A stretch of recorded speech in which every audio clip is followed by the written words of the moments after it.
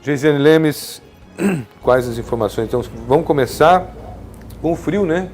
Sim, Hoje Luiz. o dia amanheceu diferente. 16 graus logo nas primeiras horas da manhã? Sim, Luiz. Hoje Cuiabá começou com 16 graus, assim como algumas cidades de Mato Grosso, e esse frio deve permanecer aí durante a semana. O calor deve voltar apenas no final de semana aqui em Cuiabá, que deve fazer aí cerca de 37 graus. Então ontem os cuiabanos foram surpreendidos, né? No sábado à noite já começou a ficar um pouquinho fresco, como diz os cuiabanos, e ontem a temperatura caiu aqui, então hoje amanheceu 16 graus e esse frio deve permanecer aí durante a semana. Bom, Luiz, agora falando sobre Vamos ter uma semana, peraí. Pode falar. Vamos ter uma semana de frio? Uma semana, é a previsão meu conforme Deus. a temperatura do clima-tempo. 16 graus é neve, né? Para cuiabano é. Eu acho que é neve. Eu fico pensando assim, meu Deus do céu, quando eu vejo esses termômetros nos 16, 19, eu já fico desesperado. Sim, para nós cuiabanos, 3 dias de frio é o suficiente, Luiz. Demais. Passou de 3, já é um pouco desesperador. Mas a previsão é que no final de semana o calor deve voltar aqui para Cuiabá. Então é uma previsão, né, Luiz? Vamos ver aí se vai se cumprir essa previsão. Vamos lá. Bom, agora no final de semana, a Polícia Militar interditou uma festa na região da Passagem da Conceição, em Várzea Grande, com cerca de 160 pessoas. Essa festa clandestina, a Polícia Militar chegou até o local após uma denúncia de que estaria tendo som alto e muitas pessoas sem o uso de máscara. Então a polícia foi até o local, todas as pessoas tiveram que ser encaminhadas à polícia e conforme o boletim de ocorrência, cada pessoa pagou aí cerca de R$50 pelo ingresso do evento. Então é algo que não é permitido durante esse período da pandemia por conta do decreto estadual e também como recomendação para evitar o contágio da Covid-19. Então foi mais das festas clandestinas que a polícia teve que fechar durante o final de semana. E falando também em aglomeração, Luiz, ontem foi mais um dia de manifestação pró-Bolsonaro. Ontem foi realizada no Rio de Janeiro, na sexta-feira teve um evento também no Maranhão que reuniu várias pessoas e o presidente foi alvo de crítica, e ontem no Rio de Janeiro também. No final de semana passado nós mostramos aqui o ato que aconteceu em Brasília e ontem essa cena também trouxe bastante revolta, principalmente nas redes sociais, as pessoas criticando não o ato, mas sim o fato de estarmos numa pandemia e ter esse número de pessoas aí aglomeradas diante da pandemia, né? Diante do número de tantas pessoas que perderam a vida. Aí tá todo mundo vacinado. Só pode. Olha tanta gente aí, ó. Todo mundo sem máscara, né? São os mascarados. Sim, mais uma vez o presidente Jair Bolsonaro foi muito criticado justamente por esse ato e até neste evento estava presente ali o ex-ministro da Saúde, o Pazuello, que realmente também foi muito criticado. E Luiz, essa é uma cena, Luiz, que causa preocupação justamente porque a gente vê que o andamento da vacinação contra a Covid-19 no país, ela está andando, mas bem devagar, e justamente pelo número de óbitos que estão sendo registrados diariamente no Brasil. Então chega a ser preocupante e isso causou muita revolta ontem. E também durante essa manifestação, Luiz, a gente queria aqui mostrar um vídeo de uma ação que aconteceu lá dos manifestantes que hostilizaram um repórter da CNN Brasil no momento que ele estava ali trabalhando. Na semana passada você até falou sobre essa importância dos profissionais da imprensa tomarem a vacina contra a Covid-19 porque estão diariamente ali cobrindo os fatos. A gente queria mostrar o vídeo para ver o que aconteceu ontem lá.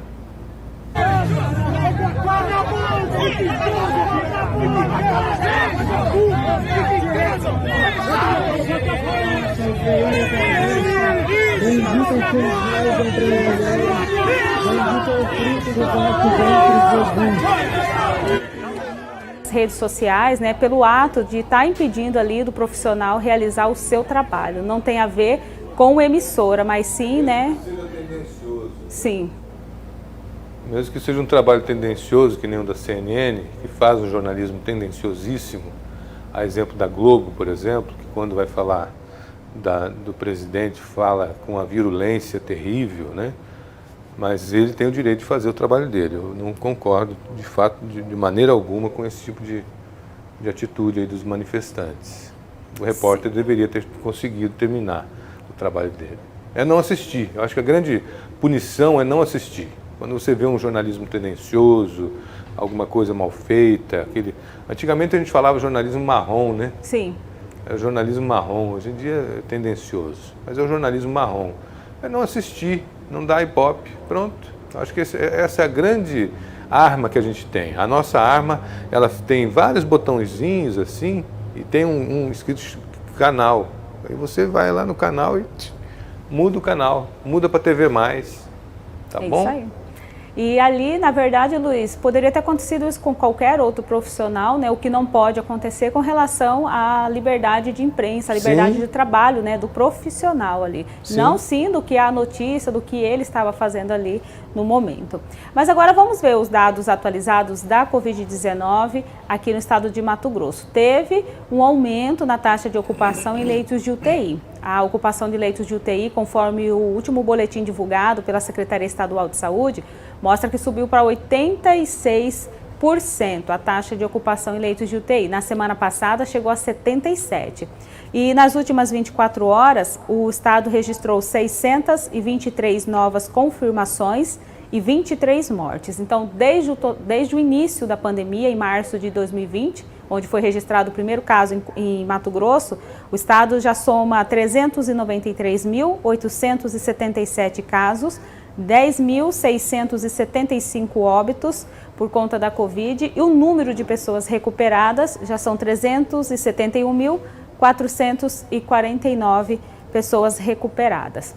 E com relação, Luiz, na sexta-feira, o Sintep, o sindicato da categoria dos profissionais da educação aqui do estado, eles fizeram uma reunião. Só Gesiane. Sim. O número de mortes também foi importante, né? Deu uma queda. Sim, Luiz, foram 23 mortes. 23. Há dias que a gente não via, não chegávamos na casa dos 20, né? Sim, faz dias. Já tem umas 2 semanas que estava entre 35 e 50. É triste ainda, né? É triste ainda que tem muita gente morrendo. São 23 vidas perdidas no final de semana. Isso é no final de semana ou só Isso foi em 24 horas. Em 24 horas. Então, de ontem para cá. Isso. É de sábado para domingo, né? De sábado para domingo e foi divulgado esse número ontem à noite. Ontem à noite. Em um dia foi registrado 23 mortes. Estamos chegando lá, hein? Estou vendo luz no fim desse túnel aí. Tomara que a gente nos próximos dias possa anunciar aqui, né, Luiz? 0 mortes. O estado não registrou nenhum óbito por conta da Covid-19. E nesse meio termo, Luiz, entre os casos, devido a esse número de casos confirmados, número de óbitos, o Sintep ele mantém a posição de que os profissionais não vão retornar às aulas presenciais, conforme anunciou o governo do estado na semana passada. Na sexta-feira, a categoria realizou uma reunião e decidiram que os profissionais devem permanecer com o trabalho em casa, com o trabalho remoto e com o apoio aos alunos. A gente tem um vídeo para mostrar do presidente do Sintep logo após que encerrou essa reunião. Vamos ver. Há pouco, a Assembleia Geral do Sintep Mato Grosso, assembleia essa que reafirma o nosso compromisso com a vida tanto dos trabalhadores e trabalhadoras da educação como dos nossos estudantes. E isso já nos impõe uma tarefa de imediatamente não irmos para as unidades escolares, porque a escola não é um ambiente seguro e todos estarão numa possibilidade de contaminação direta pela Covid-19, em razão até mesmo das declarações que estão sendo feitas pelo secretário de Estado de Saúde, que diz que o estado de Mato Grosso está na pré-iminência de uma terceira onda da Covid-19. Então, em razão disso, essa Assembleia tomou essa decisão, assim como apresentou uma série de calendário de ações e atividades, que inclui o dia 29 como um dia de mobilização e, dependendo da movimentação e na insistência do governo, com base na portaria 333, nós apontamos para a necessidade de uma Assembleia Geral com a categoria e já indicar uma paralisação, que é greve por tempo indeterminado das nossas atividades, em razão dessa ação do Estado de Mato Grosso em colocar a vida dos trabalhadores e trabalhadoras da educação em risco com o retorno presencial das atividades nas unidades escolares.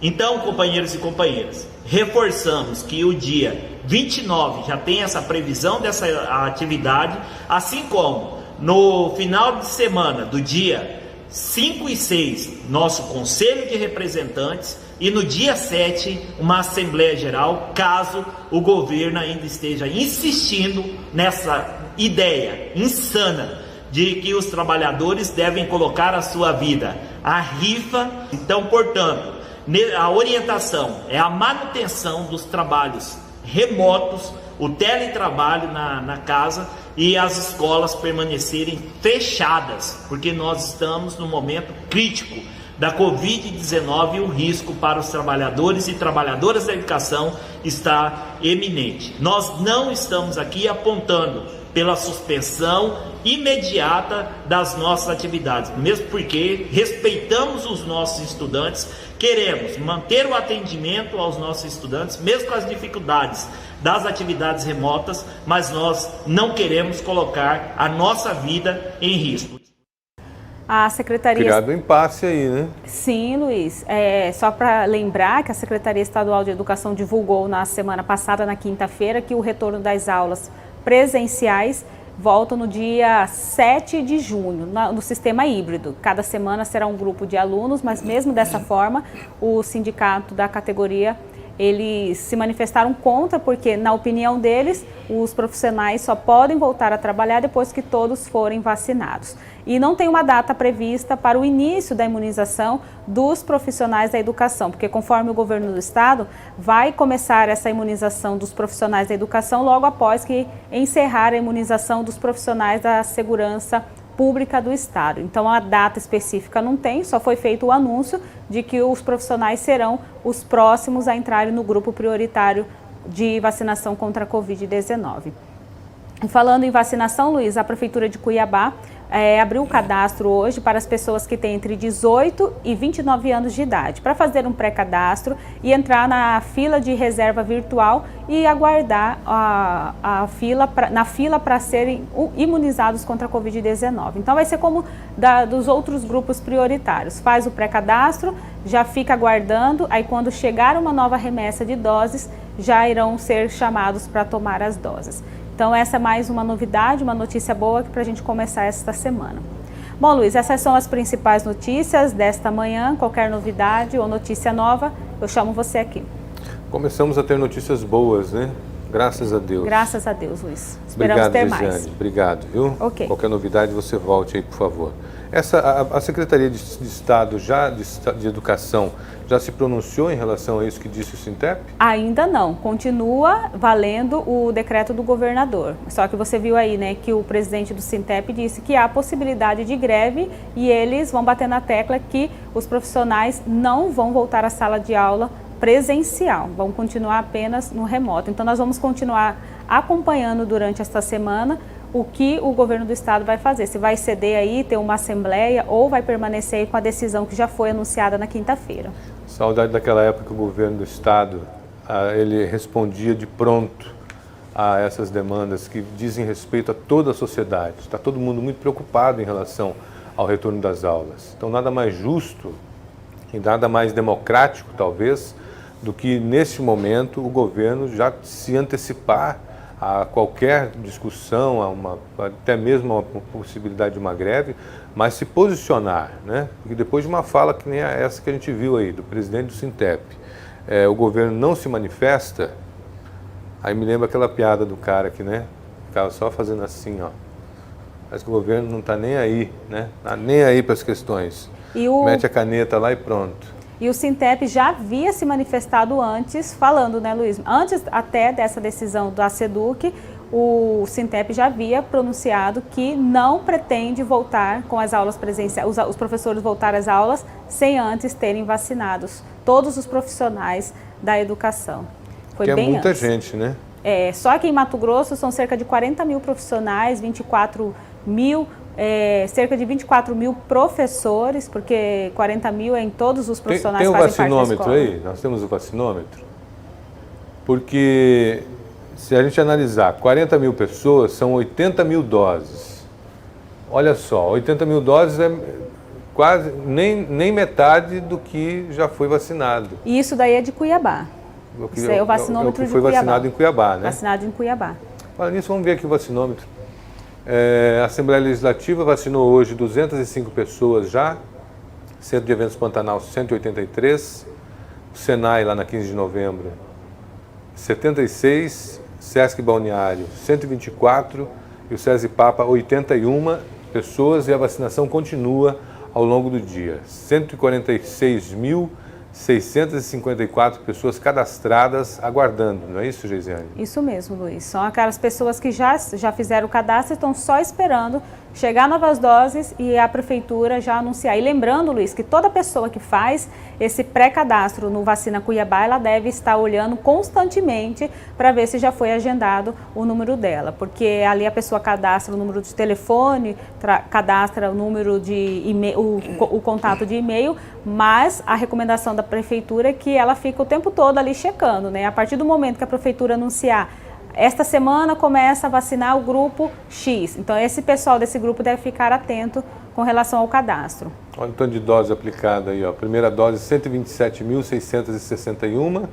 Segunda dose, 56.917. Doses recebidas para a primeira dose, 152.751. Ou seja, ainda tem dose para aplicar, tem 27 mil doses para aplicar aí praticamente, 25 mil doses. Vacinas reservadas para a segunda dose, 96.662, e doses usadas pelo governo do estado, 2.750. Deve estar dentro daquele grupo, né, dos grupos prioritários da segurança pública e os demais grupos prioritários. Sim, eu olhei aqui, ó, Luiz, Sim. o estado todo já foram aplicadas 1.209.990 doses recebidas, e de primeira dose já foram aplicadas 555.892 doses, e de segunda dose 269.573 doses aplicadas, mas o estado já recebeu 1.209.990 doses desde o início da campanha, que começou no dia 20 de janeiro. Nós estamos encerrando agora o mês de maio, então já vamos aí para quase 6 meses, né? Se a gente conseguisse alguém da Secretaria de Estado de Saúde para vir explicar o porquê que está essa diferença, e se recebemos 1 milhão de doses e aplicamos 700 mil, temos aí 300 mil doses para serem distribuídas ainda, né? Um pouco mais, né? Estou arredondando aqui os números, mas poderia alguém vir aqui explicar para a população o que está acontecendo.